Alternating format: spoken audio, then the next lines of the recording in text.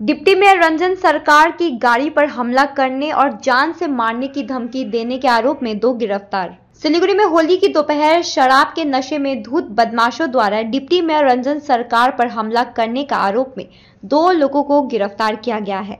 रंजन सरकार ने इस घटना के संबंध में सिलीगुड़ी पुलिस स्टेशन में लिखित शिकायत दर्ज करवाई है। बताया गया है कि डिप्टी मेयर कल दोपहर निजी काम से कार से सिलीगुड़ी के हिलकाट रोड पर जा रहे थे। कथित तौर पर उस समय नशे में धुत कुछ युवकों ने अचानक उनकी कार रोकी और उन पर हमला कर दिया।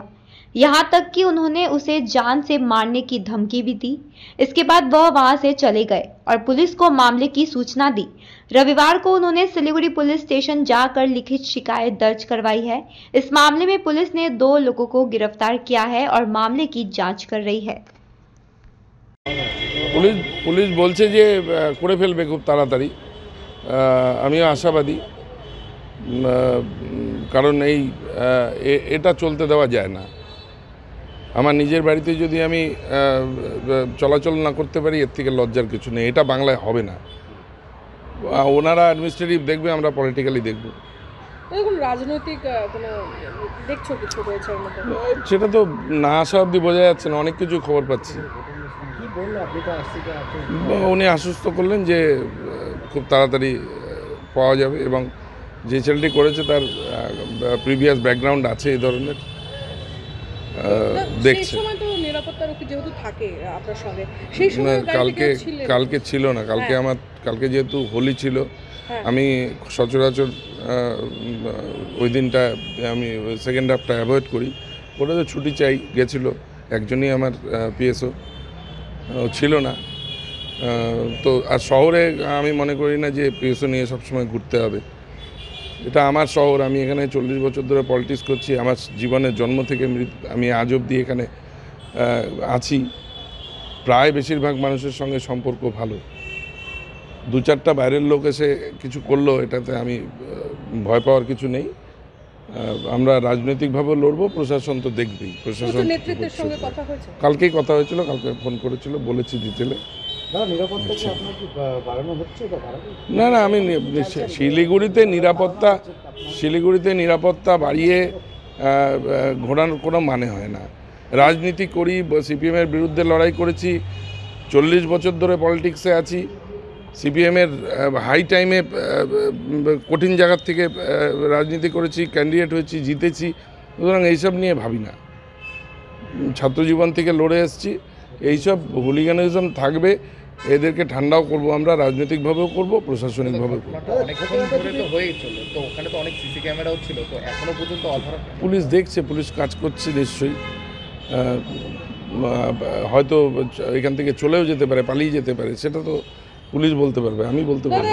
এই একটা যে বিষয়টা, যেহেতু হোলির দিন প্রশাসনের তরফে প্রত্যেকটা রাস্তায় পুলিশি পিকেটিং এবং তাদের লোক ছিল, সেই মুহূর্তে দাঁড়িয়ে যেখানে আপনি ছবি পাঠিয়েছিলেন সঙ্গে সঙ্গে গাড়ি যে ছিলেন, তারপরও এখনো পর্যন্ত অধরা, কিভাবে দেখছেন বিষয়টি? একজন প্রশাসনিক আধিকারিক, আপনি শহরের উপ মহানাগরিক। দেখুন, বিষয়টা বুঝতে হবে যে ক্রিমিনালরা তাদেরকে লুকাবার চেষ্টা করবে। পুলিশের কাজ হচ্ছে তাদেরকে খুঁজে বের করা। তার জন্য যদি একটু সময় লেগে লাগে, তবে আমি আশাবাদী যে বিকেলের মধ্যে আসামি আসবে এবং সঠিক তথ্য বেরিয়ে আসবে যে কী কারণ ছিল। তা তো আমি বলতে পারবো না, সেটা তো পুলিশ বলতে পারবে। ঘটনা বলেছি যে কালকে আমার একজন আত্মীয় মারা গেছিলেন। আমি তার দেহ আনতে আমি হাসপাতালে যাচ্ছিলাম। হিলকাট রোডে 4:45 নাগাদ আমি যখন সেখান দিয়ে যাচ্ছিলাম, আমার গাড়ির সামনে হঠাৎ কিছু উন্মত্ত লোকজন তারা এসে হামলা করে, আমার গাড়ির ওপরে আঘাত করে। আমি বেরিয়ে, যেহেতু আমার নিজের শহর, আমি রাস্তায় এই সময় থাকি, বেরিয়ে আমি তাদেরকে ডাকি, কথা বলার চেষ্টা করি। তখন পাশ থেকে যে ছেলেটির ছবি আপনারা পাচ্ছেন, সে বলছে মারদু কেয়া। এটা শোনার পর আমারই ভাই, আমার যে গাড়ি চালাচ্ছিল, ও আমাকে বলে, দাদা তুমি চলো, পুলিশকে ছবিগুলো পাঠিয়ে দিই, ব্যবস্থা নিই। কারণ গতকাল একটা আনন্দের দিন ছিল, আমি চাইনি যে সেই সময় কোনো রকমের একটা ঘটনা ঘটুক যেটা আমার শহরের এবং আমার নিজের এলাকার বদনাম হয়। আমি রাত অবধি অপেক্ষা করেছি, শ্মশান থেকে ফিরে এসে আবার আমি আইসিকে ফোন করি, আইসি সাহেবকে বলি যে কি হলো। উনি যখন আমাকে সঠিক উত্তর দিতে পারেননি, আমি তখনই আপনাদেরকে জানিয়েছি এবং আমার দলকে জানিয়েছি। তারপর যা আপনারা দেখেছেন সবটাই সামনে আছে। কমিশনারকে জানানো হয়েছে?